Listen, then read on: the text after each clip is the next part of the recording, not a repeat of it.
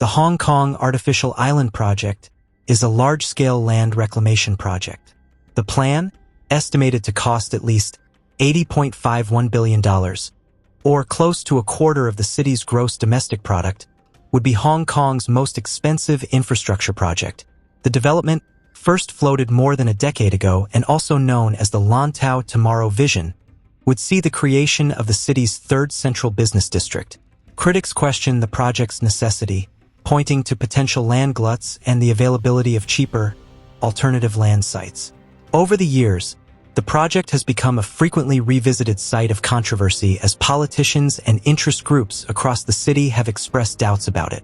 The artificial islands can provide land closer to the urban areas for relocation of residents affected by urban renewal and facilitate a larger scale of redevelopment of old districts. Various studies on the Lantau Tomorrow Vision and that technical research would proceed to prepare for potential challenges, including hydrological considerations, should the project move forward. Upon completion, this artificial island could accommodate up to 400,000 residential units, with 70%, 280,000 units, reserved for public housing, accounting entirely for the housing shortfall. Climate changing means increased threat from rising sea levels, storm surges. The project will suck up resources that could be used for climate resilience for existing city. Vast amounts of fill is required, and sourcing this is unsustainable. The initial reclamation work, originally slated to begin this year, has been postponed by 2 to 3 years, but environmental and planning studies are still proceeding. By the time construction begins in 2025 and assuming construction spans 20 years, the money of the day value that must be set aside may approach 1 trillion Hong Kong dollars, accounting for inflation.